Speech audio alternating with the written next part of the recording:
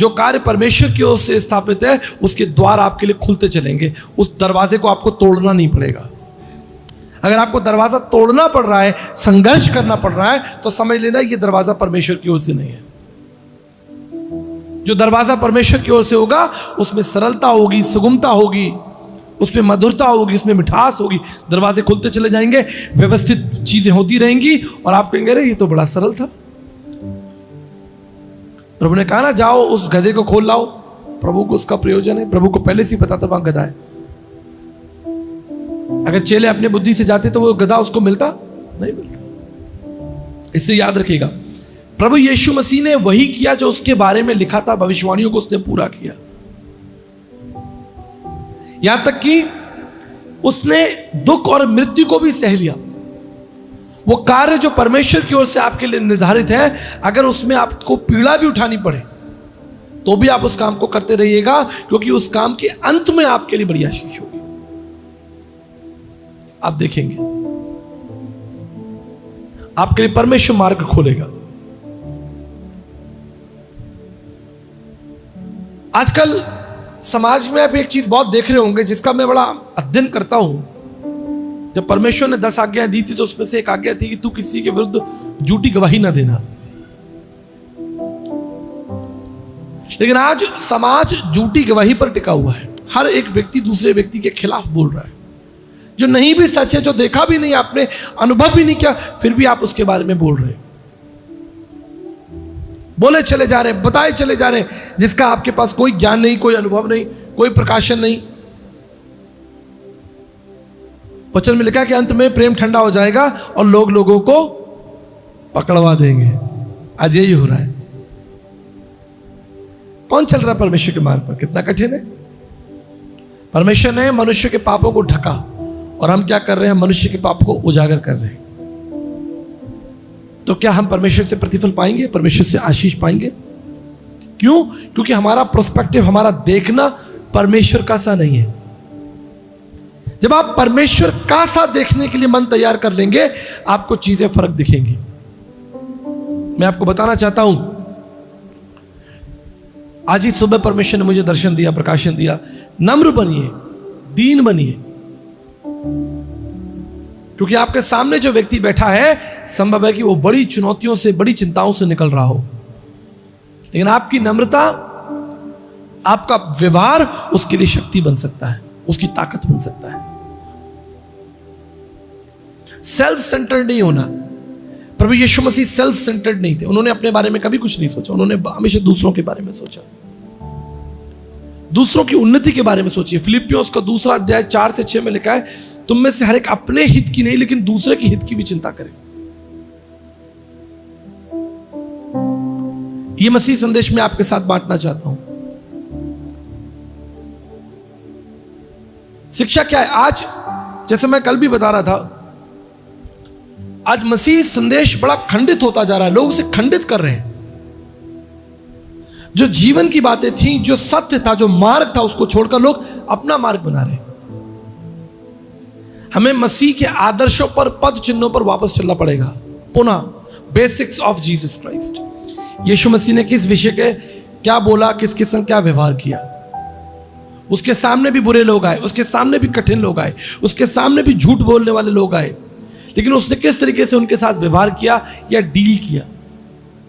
तुम में से हर एक अपने ही हित की नहीं, दूसरे की हित की भी चिंता करें। पड़ोसी का घर बन रहा, बनने दीजिए ना। आपसे ऊंची दीवार ले जा रहा है, ले जाने दीजिए। हमारे पड़ोस में एक बार बहुत झगड़ा हुआ। एक व्यक्ति घर बना रहा था तो उसने 3 मंजिल का घर बनाया। तो उसके पड़ोसी ने क्या किया, जिसका घर 1 ही मंजिल का था, वो बहुत नाराज हो गया। बोला मेरे पड़ोसी ने 3 मंजिल घर बना दिया। तो जो तीसरे मंजिल की सबसे ऊपर जो खिड़की थी, जरा कल्पना कीजिए, 2 घर हैं। एक घर जो है वो केवल 1 ही तल्ला है, 1 ही ग्राउंड फ्लोर है वो, और बगल वाले ने 3 फ्लोर बनाया अपने जमीन पर। तो तीसरे फ्लोर की जो खिड़की थी वो हवा में निकली, क्योंकि बगल वाले का तो घर 1 ही फ्लोर है, इस व्यक्ति ने क्या किया, इसने घर नहीं बनाया, इसने 3 मंजिल की एक दीवार खड़ी कर दी ताकि उसकी खिड़की हवा में ना खुल सके। बड़ा बवाल हुआ। भाई कल को तुम जब 3 मंजिल का घर बनाओगे तो तुम बना लेना, लेकिन उसने 3 मंजिल की दीवार खड़ी कर दी कि मैं तेरी खिड़की नहीं खुलने दूंगा। बड़ा अद्भुत दृश्य हो गया। घर नहीं है, सिर्फ दीवार है 3 मंजिल की, हवा में ईंट की दीवार खड़ी हुई है, एक दीवार बस, पतली सी, एक ईंट की। आज भी है, जो भी निकलता देखता है भाई 3 मंजिल का घर है, 3 मंजिल की दीवार है। क्या लाए थे आप इस संसार में? क्या ले जाएंगे आप? अपने आप को नम्र और दीन कीजिए, छोटा कीजिए, जैसा मसीह का जीवन था वो जीवन जीना शुरू कर दीजिए। इस जगत में अगर आपकी हानि भी होती है तो भी कोई बात नहीं, वो हानि नहीं है, जगत की दृष्टि में हानि है, लेकिन आपने अनंत काल के जीवन को प्राप्त कर लिया। आप परमेश्वर की दृष्टि में जीत गए, विजेता हो गए। इसलिए याद रखिए, वो हमारे लिए मारा गया, हमारे लिए तकलीफ और दुख उठाकर भी वो निष्कलंक और पवित्र रहा और उन सिद्धांतों पर चलता रहा जो सिद्धांत परमेश्वर की ओर से थे। उसके विरोध में 16 सोल्जर्स, ट्रेन्ड सोल्जर्स उसकी कब्र पर लगा दिए गए। Romans guard, the best soldiers. जैसा हमारा प्रधानमंत्री जी के साथ में एसपीजी कमांडो चलते हैं ना, सबसे ज्यादा highly qualified SPG commandos, 16 special soldiers, Romans guard प्रभु यीशु मसीह के कब्र के बाहर खड़े कर दिए गए थे। ऐसा ही आपके साथ होगा, ऐसा ही आपके विश्वास के साथ होगा, ऐसा ही आपके मसीह जीवन के साथ होगा। आपके विरोध में संस्थाएं, संगठन, समाज खड़ा होगा आपके विश्वास को दबाने के लिए, आपको निराश करने के लिए। लेकिन मैं आपको बताना चाहता हूं, पवित्र आत्मा मसीह यीशु के पार्थिव शरीर में आ गया।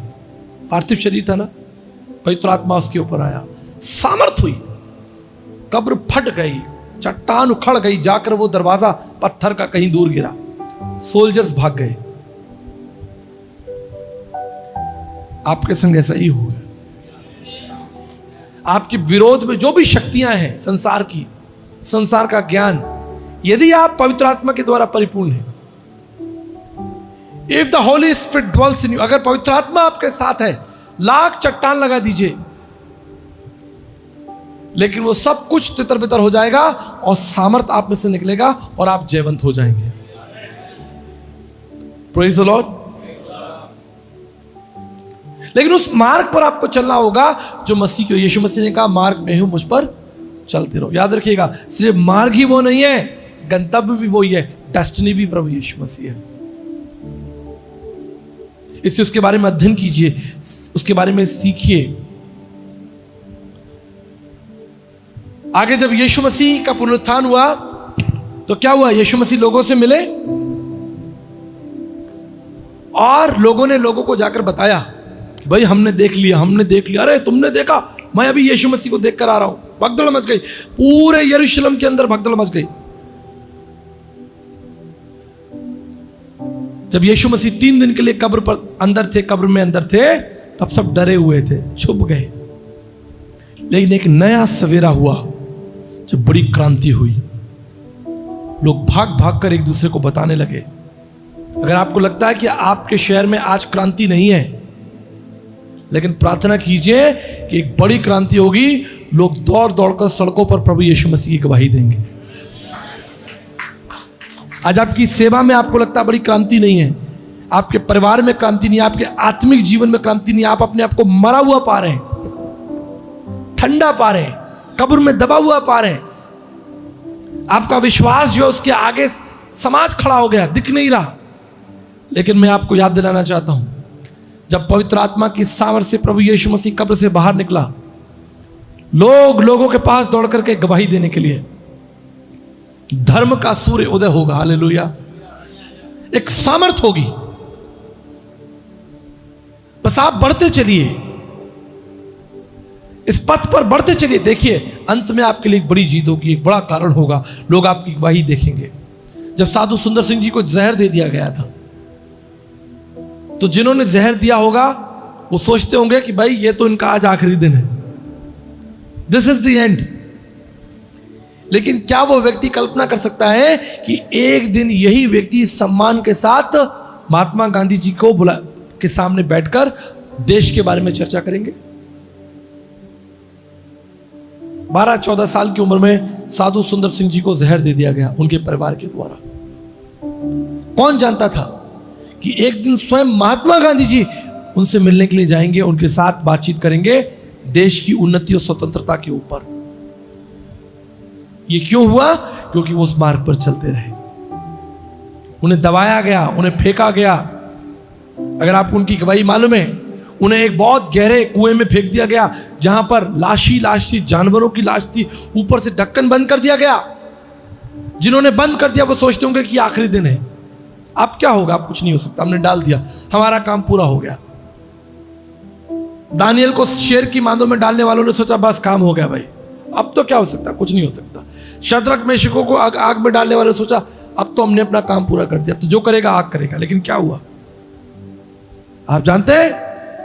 दाऊद ने जितनी भी लड़ाइयां लड़ी वो सब जीत गया, क्योंकि यहोवा उसके साथ था। बाइबल कहती है, दानियल का पत्र कहता है कि जितने लोगों ने दानियल की चुगली की उनको उनके परिवार के साथ, बच्चों के साथ शेर की मांद में डाल दिया गया और दानियल को बाहर निकालकर उसका सम्मान दुगना किया गया। हालेलुया। शायद आज आपको लगता हो कि मैं भट्टी में पड़ा हूं, मैं कुएं में पड़ा हूं, आग में पड़ा हूं, लेकिन आप उस मार्ग पर चलते रहना जो मार्ग प्रभु ने दिखाया है, अंत में आप विजेता होंगे। ये परमेश्वर के दास की प्रार्थना और परमेश्वर के दास का विश्वास है। आरंभ कठिन हो सकता है, आरंभ जो है वो टेढ़ा मेढ़ा हो सकता है, लेकिन अंत महिमा के साथ होगा। मेरे प्रियो, और अंतिम बात बताकर मैं आपको प्रार्थना करना चाहता हूं। जब शिष्यों ने यीशु मसीह के साथ संगति की, खाना खाया, पानी पिया, उसके संग यात्राएं की, कोई भारी प्रभाव नहीं पड़ा। प्रभाव था लेकिन उतना जबरदस्त नहीं था। लेकिन जब यीशु मसीह मृतकों में से जी उठे, उसके बाद कोई शिष्य पीछे नहीं हटा। पौलुस जैसा विद्वान व्यक्ति जो कलीसिया को मारने सताने के लिए निकला था, उस सामर्थी मसीह को देखकर बदल गया। यदि आपने मसीह के पुनरुत्थान पर मनन नहीं किया है तो मैं आपको बताना चाहता हूं, प्रभु के पुनरुत्थान पर मनन कीजिएगा। आपका विश्वास दुगना, तिगुना, चौगुना हो जाएगा। यदि मसीह जीवित नहीं होता तो मैं यहां बैठकर उसकी क्या चर्चा करता, आप मुझे बताइए। अच्छा लगता किसी मरे हुए व्यक्ति की महिमा करने में? एक मरे हुए व्यक्ति के लिए 4 दिन लगातार मैं क्या प्रचार करूं? मान लीजिए अगर कोई अच्छा व्यक्ति होता भी, कोई दार्शनिक होता, कोई समाज सुधारक होता, तो हम आधा घंटा 15 मिनट बोलकर निकल जाते कि भैया वो अच्छे व्यक्ति थे, उन्होंने बड़ा संघर्ष किया, बड़ा दुख उठाया, बड़ी तकलीफ उठाई, हमारे समाज को ये दिशा दी, ये शिक्षा दी, या ये आविष्कार किया। कितना बोलोगे तुम उसके बारे में? आधा घंटा, 15 मिनट, 20 मिनट, 1 घंटा? या अगर मैं सारी जीवन भी मसीह के बारे में बोलता रहूं तो भी कम होगा। हम सब भी बोलते रहे और प्रत्येक दिन भी बोलते रहे, कम होगा। क्यों? इसके पीछे एक ही कारण है, क्योंकि वो जीवित है। जो जीवित है उसकी महिमा होती रहेगी, उसके पराक्रम, उसके ऐश्वर्य के कार्य हम देखते रहेंगे, नई नई बातें होंगी, नए नए आविष्कार होंगे, प्रत्येक दिन जीवन बदलेगा, प्रत्येक दिन गवाही होगी, प्रत्येक दिन दुष्ट आत्माएं निकलेंगी और बीमार चंगे होंगे। जो मर गया उसका कार्य तो खत्म हो गया। वो जो बना सकता था, जो कह सकता था, अंत हो गया उसका। परंतु यदि वो व्यक्ति जीवित रहता तो डेली कुछ कुछ नया करता, नए अध्याय लिखता। यही कारण है कि मैं प्रभु का प्रचार करता हूं, क्योंकि वो जीवित है और मैं प्रत्येक दिन, जैसे उसकी करुणा नई हो जाती है, हमारी नई नई गवाहियां होती है, नए नए आविष्कार होते हैं, नए नए विचार होते हैं। इसलिए आपको संसार के वर्ल्ड व्यू से बचना है। संसार आपको प्रभु के बारे में जो कुछ कहेगा, इसलिए डॉक्टर सर्वपल्ली राधाकृष्णन जी ने एक बहुत अच्छी बात बोली है। उन्होंने कहा, तुम प्रभु के बारे में संसार से मत सुनना, स्वयं बाइबल का अध्ययन करना।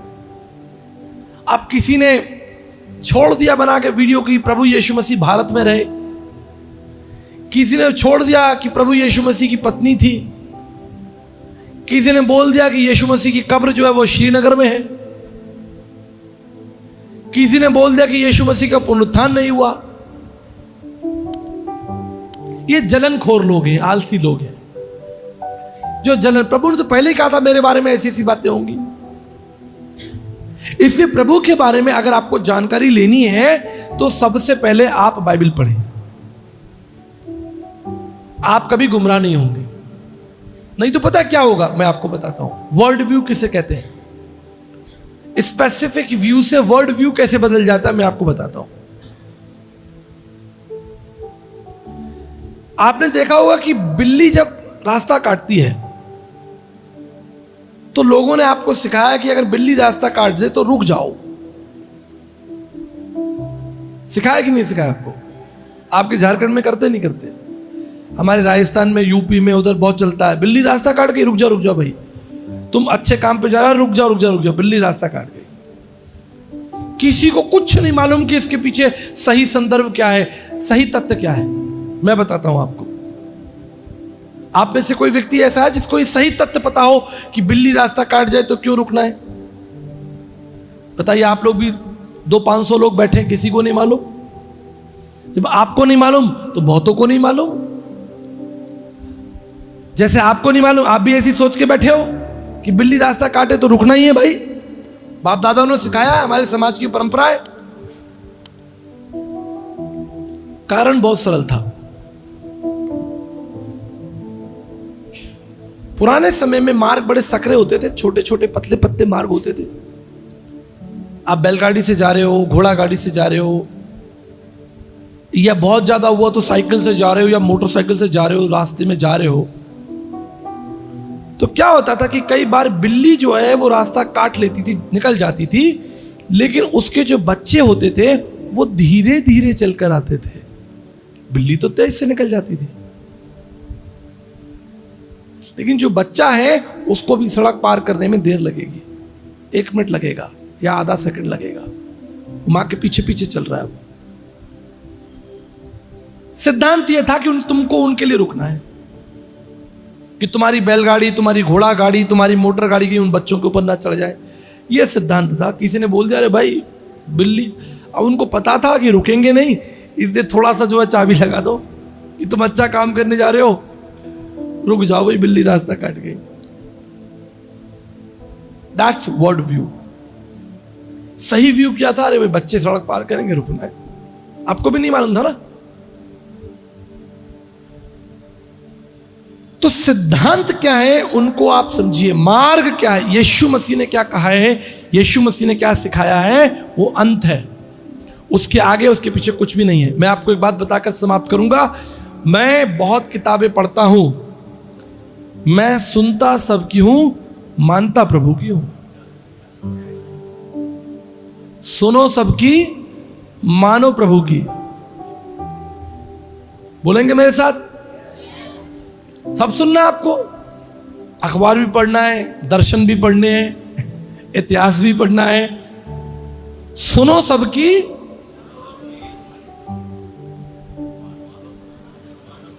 चलो भाई करो भी अच्छा है।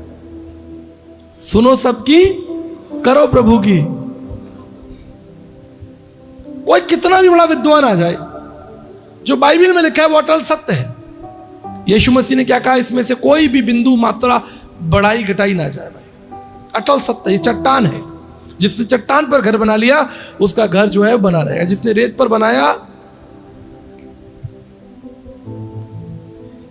इसलिए जीवन में जब आगे बढ़े तो परख ले कि क्या ये बातें परमेश्वर की ओर से हैं। मैं गाना गाना चाहता हूं, मैं घर बनाना चाहता हूं, मैं सेवा करना चाहता हूं। बहुत लोग आते हैं मेरे पास, भैया हम सेवा करना चाहते हैं। प्रभु ने कहा है नहीं, अभी सोच रहे हैं, ढूंढ रहे हैं। प्रभु ऐसे बात नहीं करता, स्पष्टता से बात करता। जब प्रभु आपसे बात करे मैदान में उतर आइएगा। कई बार माता पिता अपने बच्चों को भेज देते हैं, कुछ नहीं कर पाया तो चलो इसको सेवा में भेज देते हैं। ऐसे तुम कमजोर लोग सेवा में भेजोगे? सेना में भेज के दिखाओ, आर्मी में भेज के दिखाओ कमजोर तुम अपने बच्चों को, बुद्धिहीन बच्चों को। परमेश्वर को देना उत्तम देना है, सबसे बेस्ट। सेवा में सबका स्वागत है, लेकिन आप क्यों धक्का लगा रहे हैं? अगर परमेश्वर उससे बात करेगा तो परमेश्वर उसको उठा लेगा। अगर वो मूर्ख भी है, अंधा भी है, कमजोर भी है, परमेश्वर उसको तय करेगा। लेकिन आप धक्का लगा रहे हैं, या आप किसी से प्रेरित हो गए। किसी मनुष्य से आप प्रेरित नहीं हो सकते, आप परमेश्वर के वचन से प्रेरित होइए। किसी संस्था से, संगठन से प्रेरित मत होइए। अब हमारे कुछ लोग हैं, जोश में उन्होंने ऑर्फनेज खोल लिया। बोले उन्होंने खोला, मैं भी खोलूंगा। थक गए, 1 महीने बाद बंद करना पड़ा। किसी ने कहा जी वो गिटार अच्छा बजाता है, जैसे तुम बजाते हो भाई मैं भी बजाऊंगा। 3 महीने में जोश खत्म हो गया। ना गिटार बजाने वाला, क्योंकि प्रभु की ओर से था ही नहीं। उसने मीटिंग कराई, मैं भी मीटिंग कराऊंगा। प्रभु उसके साथ था, उसकी मीटिंग सफल हो गई, तुम्हारी मीटिंग सफल नहीं होगी, क्योंकि तुम उसे दिखाने के लिए कर रहे हो। इसे दुनिया में, संसार में किसी को भी कुछ भी दिखाने के लिए ना करें, नहीं तो तुम परमेश्वर से कोई प्रतिफल नहीं पाओगे। यदि आपका कंट्रीब्यूशन छोटा है, वो छोटा कंट्रीब्यूशन भी अच्छा है। बड़ा बनने की कोशिश ना करें। जितना आप कर सकते हैं, जितना प्रभु ने आपको क्षमता दी है, प्रभु ने आपको योग्यता दी है, उतना आप काम करें। देखेंगे आपको उसमें शांति होगी, उसमें संपूर्णता होगी, उसमें आपके लिए आराम होगा। किसी को दिखाने के लिए कुछ ना करें, और कलीसिया के अंदर भी ना करें और कलीसिया के बाहर भी ना किसी को दिखाने के लिए कुछ करें। चाहे पढ़ाई हो, चाहे विवाह हो, कुछ भी हो। अपने शब्दों को, अपने मुंह को बंद रखें। जब तक परमेश्वर की ओर से आदेश ना हो, कोई प्रतिक्रिया ना करें। अपनी आंखों को बंद रखें। जब तक परमेश्वर ना कहे कि देख, तब तक ना देखें। जब तक परमेश्वर ना कहे कि ना उठाओ, तब तक मत उठाओ। परमेश्वर के साथ हमारा रिश्ता यही नहीं कि हमने ताली बजा ली, नाच लिए, 2 गानों पर एंजॉय कर लिया और फिर अपने घर चले गए, और फिर उसके बाद हमको परमेश्वर भी चाहिए और संसार भी चाहिए। परमेश्वर का ज्ञान भी चाहिए और संसार का ज्ञान भी चाहिए। संसार की बातें भी हम में हो और परमेश्वर भी हमारे अंदर। ऐसा नहीं हो सकता। थोड़ा सा खमीर पूरे गुथे हुए आटे को खमीर करेगा। परमेश्वर का आत्मा तंबू को छोड़कर चला गया, मंदिर को छोड़कर चला गया, बोले यहां कुछ ठीक नहीं चल रहा। कहीं ऐसा ना हो कि परमेश्वर का आत्मा आपको छोड़कर चला जाए। बड़ा गंभीर मुद्दा है ये। परमेश्वर की शांति आपको, आपके ऊपर से हट जाए, उद्धार का आनंद हट जाए। दाऊद ने क्या प्रार्थना की? प्रभु मेरे उद्धार का आनंद मुझे वापस लौटा दे। इसलिए अपने कदम को फूंक कर रखिए, और अगर कभी गलती हो जाती है, कोई भी ऐसा कारण हो जाता है, तुरंत उसके लिए क्षमा मांगिए। याद रखिएगा, आगे बढ़ते ही मत रहिए। अगर आपको पता चले कि ये गलत गली है, तो उस गलत गली में आप बढ़ते ही चलेंगे। आप कहेंगे नहीं, गली गलत आ गए, हमको वापस पीछे मुड़ना चाहिए। तो बढ़ते ही मत रहना कि मैंने कदम रख दिया, अब तो मैं, मेरी नाक का सवाल है, अब तो मेरी शान का सवाल है, अब तो मैं कर ही रहूंगा, दिखा दूंगा दुनिया को। लेकिन अगर आपसे गलती हो गई है, तुरंत पीछे आ जाइए। इसलिए परमेश्वर की महान दासी पंडिता रमाबाई जी ने कहा था, A life truly committed to the Lord, पूर्ण रूप से परमेश्वर के लिए समर्पित जीवन में डरने, खोने और पछताने के लिए कुछ भी नहीं। जब आपका जीवन पूर्ण रूप से समर्पित होगा, मसीह के आदर्श, उसकी शिक्षाओं पर, उस मार्ग पर चलेगा, आपके पास डरने, खोने और पछताने के लिए कुछ नहीं होगा। आप सदा से सदा के लिए जयवंत रहेंगे। हालेलुया। मैं आपको सच बात बताना चाहता हूं, मसीह के लिए जिए और उसके लिए विश्राम और शांति को पाएं।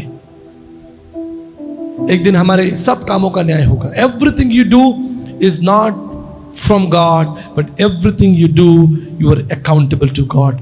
सब कुछ जो आप कर रहे हैं वो प्रभु की प्रेरणा से नहीं है, लेकिन जो कुछ आप कर रहे हैं उसका न्याय आपको जरूर चुकाना होगा।